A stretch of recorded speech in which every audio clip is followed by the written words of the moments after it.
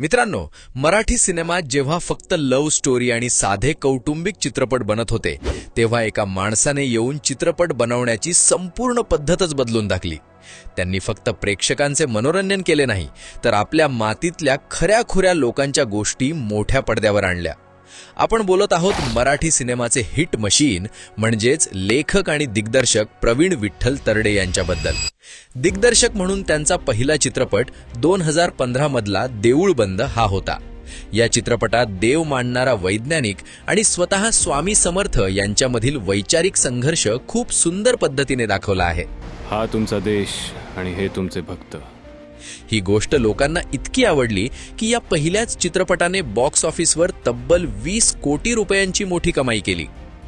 त्यानंतर 2018 मध्ये त्यांनी मुळशी पॅटर्न हा चित्रपट बनवला.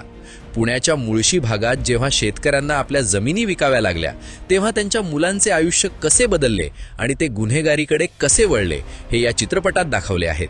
प्रवीण तरडे यांनी स्वतः यामध्ये नान्याभाई नावाच्या गुंडाची भूमिका साकारली होती. या चित्रपटाने 11 कोटींची कमाई केली. हा चित्रपट इतका गाजला, तुम्ही आम्हाला घोडे लावले ना, आम्ही तुम्हाला बैल लावू बैल, की बॉलिवूडमध्ये सलमान खानला घेऊन याचा अंतिम नावाचा रिमेक बनवावा लागला. 2022 मध्ये त्यांनी एक मोठा ऐतिहासिक चित्रपट बनवला, ज्याचे नाव होते सर सेनापती हंबीरराव. छत्रपती शिवाजी महाराज आणि छत्रपती संभाजी महाराज यांचे मुख्य सेनापती हंबीरराव मोहिते यांच्या शौर्याची ही गोष्ट होती. या भव्य चित्रपटाला बनवण्यासाठी 10 कोटी रुपये खर्च झाले होते आणि बॉक्स ऑफिसवर या चित्रपटाने 15 कोटींपेक्षा जास्त नेट कमाई केली. त्यांचा सर्वात गाजलेला चित्रपट ठरला धर्मवीर.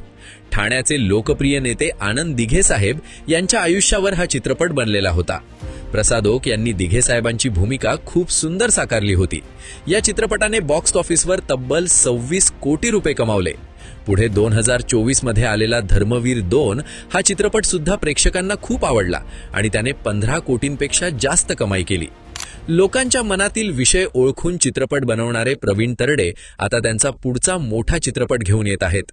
येत्या 21 मे 2026 रोजी त्यांचा देऊळ बंद 2 रिलीज होणार आहे.